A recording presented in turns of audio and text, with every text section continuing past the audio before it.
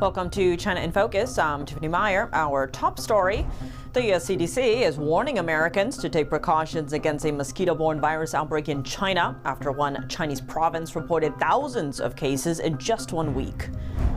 The U.S. arresting 2 Chinese nationals for allegedly exporting tens of millions of dollars worth of microchips used in AI applications to China. One of the suspects is an illegal alien. President Trump saying the U.S. is close to a trade deal with China. What he said about a possible Trump-Xi meeting. President Trump is pushing Russia to strike a peace deal with Ukraine or face tougher U.S. sanctions. What's at stake behind the scenes? We also have to be careful that we don't drive India into the arms of both China and Russia. And Senator Tom Cotton is raising concerns over Intel's new CEO, citing strong ties to the Chinese Communist Party. We take a closer look at his background.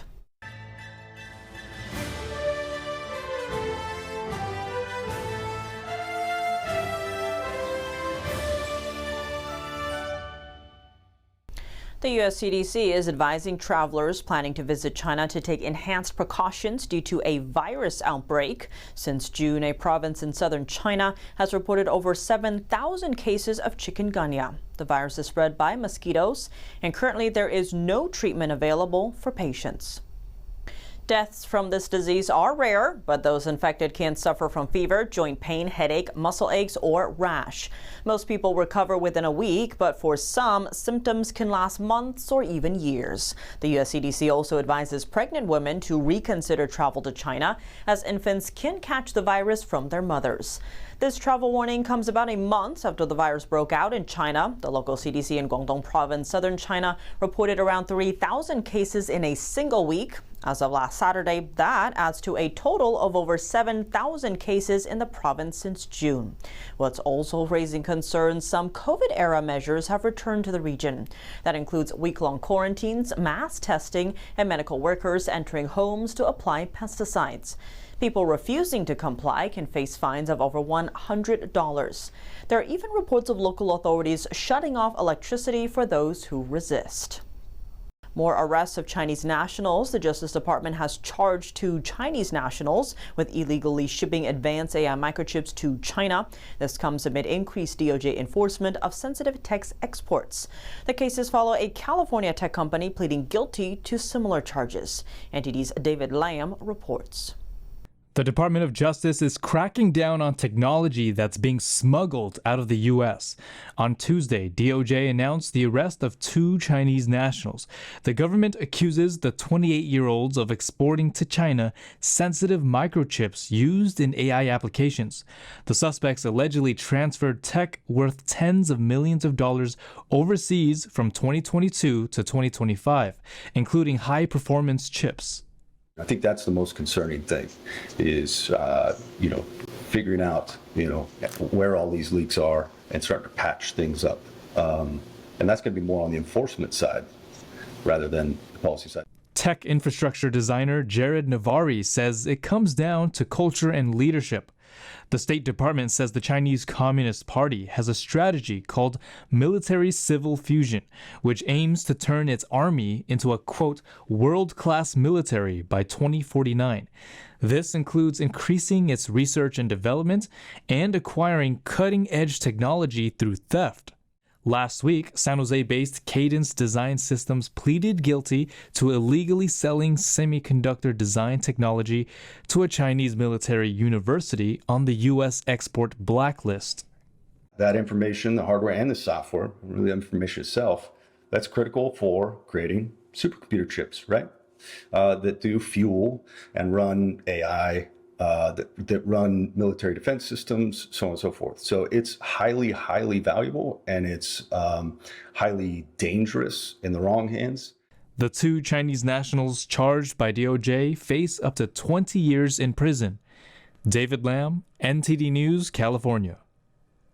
On the issue of a trade deal with China, President Donald Trump said Tuesday the U.S. is close to an agreement. He added that if a deal is reached, he will meet China's Communist leader Xi Jinping before the end of the year. Trump said on CNBC that Xi requested the meeting. China now faces an August 12th deadline to seal a durable tariff deal with the U.S. White House Press Secretary Caroline Leavitt said the Russians expressed their desire to meet with President Trump, adding that Trump is open to meeting with both Putin and Zelenskyy. Another high-profile meeting is on the calendar. Indian media say Prime Minister Modi is set to meet with China's Communist leader Xi Jinping later this month. Reports say this will be Modi's first visit to China in over 7 years, a further sign of a diplomatic thaw with Beijing. As tensions between India and the United States rise, Modi and Xi Jinping held talks on the sidelines of a BRIC summit in Russia in October.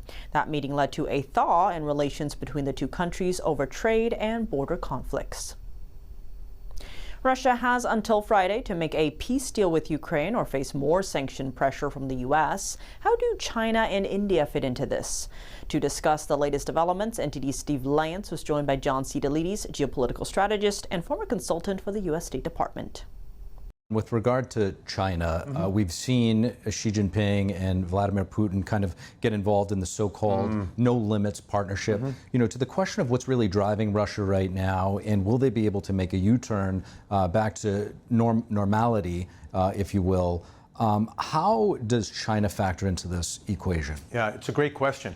I think one of the things that we have to keep in mind, whatever the foreign policy issue is coming out of the White House, the grand prize, or the grand bargain in Trump's mind, I think, is to eventually de-risk the American economy from the Chinese economy on the most sensitive sectors: national defense and security, medical well-being, health equipment and the like, but especially the strategic competition that we just heard President Trump speak about a few weeks ago, with the need for AI dominance and AI supremacy in the 21st century. And I think that's where de-risking is going to be taking place, and the degree to which President Trump believes that he can sort of drive a wedge between Xi Jinping and Vladimir Putin, I think still remains to be tested, because I don't think it's a coincidence, Steve, that much of this sturm and drang against Russia and against India, but interestingly, not against China, which is the real threat to American security, comes just a few weeks after Russia, China, and India started speaking about revitalizing a trilateral cooperation agreement that dates back to 2002. So we also have to be careful that we don't drive India into the arms of both China and Russia, when we're supposedly trying to drive Russia away from China, and of course keep that wedge that has been in place between China and India. But now we may see a warming of relations between Beijing and Delhi. So there's just a trilemma of foreign policy challenges to deal with on the Asian continent. Intel's new CEO is under scrutiny for reported ties to the Chinese Communist Party. On Wednesday, Senator Tom Cotton sent a letter to Intel, raising concerns about CEO Lip-Bu Tang's connections to Chinese firms. Cotton says Tang, who took over as Intel CEO in March, controls dozens of Chinese companies. Tang also holds stakes in hundreds more, including advanced manufacturing and chip firms. Cotton highlights that at least 8 of these companies have ties to the Chinese military. Tang was also CEO of Cadence Design Systems until 2023. The company is a key player in advanced chip design. Just last week, Cadence pleaded guilty to illegally selling its products to a Chinese military university. On top of that, the company sold technology to a Chinese semiconductor company without proper licenses. Now, Senator Cotton is pressing Intel's board on what kind of background checks were done before hiring Tang. A group of Republican senators want to know if DeepSeek or other Chinese open-source AI models could be a data security risk. The lawmakers are calling on the Commerce Department to investigate. They want the department to see if there is any threat from the data being collected by the applications. This data is being fed back to Chinese servers, or if the AI models are sending personal or corporate American data to China's military or companies with Chinese military ties. The senators also want to know if these Chinese open source models have illegally accessed semiconductors that are under export controls. Transportation Secretary Sean Duffy could soon announce plans to build a nuclear reactor on the moon. That's according to media reports, citing a recent directive from Duffy himself. Here's a closer look. The directive speeds up NASA's timeline and pushes for a reactor launch by 2030. In it, Duffy, who also serves as the space agency's interim administrator, says lunar fusion power is critical for building a future economy on the moon and eventually Mars. Duff told Fox News' Sean Hannity that China and Russia are working together on a similar moon reactor and could block U.S. access with a keep-out zone. Duffy warns that speed is of the essence as the global race for lunar dominance heats up. NASA is also planning to quickly replace the aging International Space Station by awarding new contracts within 6 months. Coming up, former Chinese trade czar Liu He is back in the public eye, meeting top U.S. business leaders in Beijing. Why is the Chinese regime allowing this well-known dovish negotiator Reemerges? We take a closer look. A former aide to a European lawmaker is now on trial in Germany, accused of spying for China. German authorities are calling the case unprecedented. In a new film digging into China's unrestricted warfare, showing how one regime's censorship may have cost millions of lives worldwide. And they have this concept of, using all means necessary rather than a conventional warfare to conquer the enemy, to defeat the enemy. That and more in just a minute here on China in Focus. Welcome back to China in Focus. I'm Tiffany Meyer. It's less than a week until the U.S.-China tariff truce deadline on August 12th, and so far there's little clarity on what comes next. Now, a recent appearance by a former senior Chinese official is sparking new speculation. Is Beijing testing the waters for a more dovish approach on trade? Liu He, the former vice premier who led China's trade negotiations with the U.S. during the first Trump administration, is back in the spotlight. Washington-based U.S.-China Business Council posted the news last Friday on the Chinese social media platform WeChat. It said Liu He recently met with a U.S. delegation in Beijing. Executives from FedEx, Boeing, Apple, and Goldman Sachs were among those attending. It's rare for the Chinese regime to allow Liu He to hold direct talks with American business leaders amid ongoing trade tensions. Unlike Xi Jinping, Liu is known for his dovish stance toward the U.S. and his expertise in U.S.-China trade affairs. He represented Beijing in negotiations with President Trump's team back in 2018. However, when the trade war escalated this year, Beijing did not call him back. Instead, He Lifeng took the lead as China's chief trade negotiator with the U.S. Over the past year, Liu has been rarely seen in public. The Financial Times reported months ago that multiple unnamed sources say Liu's son is under investigation by Chinese authorities. NTD cannot independently verify this report. A U.S.-based China political commentator says Liu He's rare reappearance signals that Beijing may be softening its stance and looking for a way out of the trade deadlock with Washington. But another analyst, Li Lingyi, offers a different take.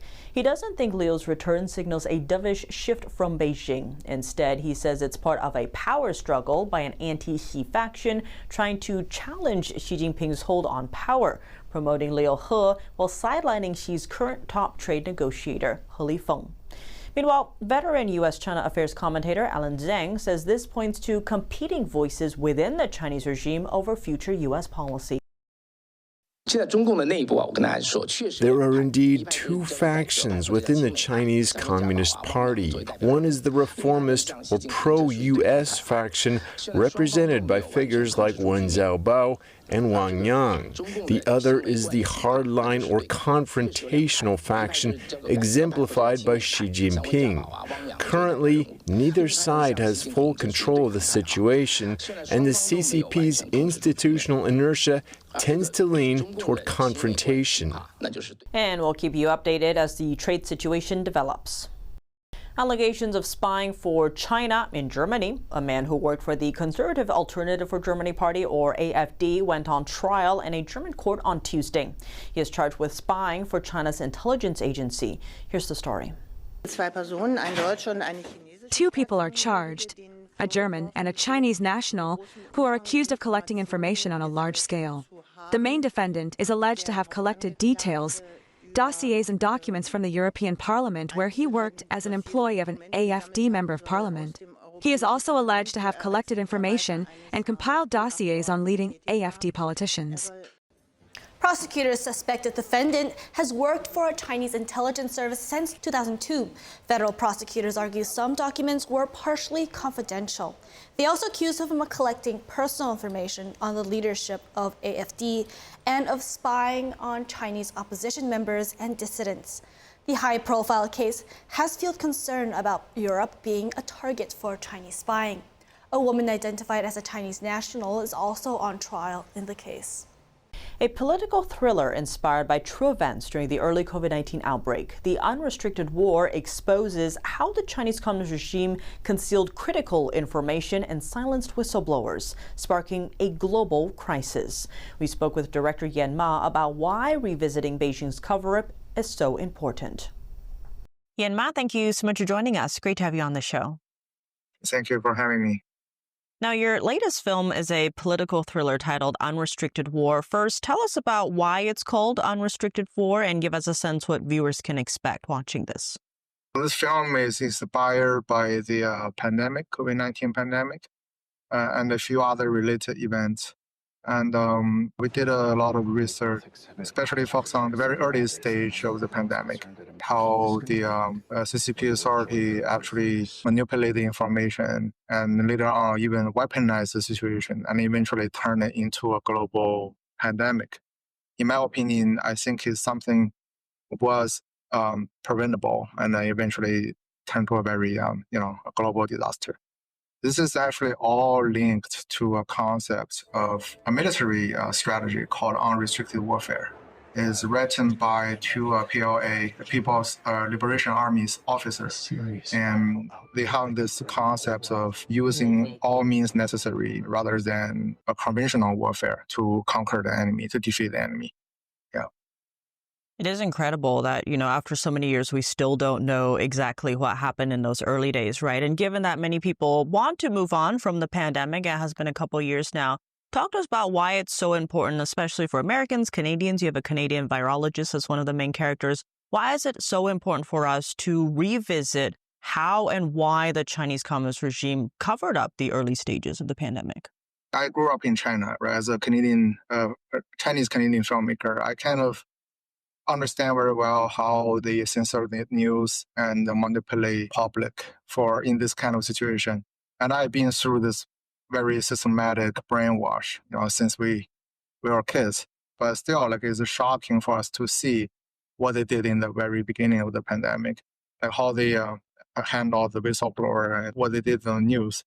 I was thinking this is actually important because in the past decades, this whole system has turned many Chinese people into victims.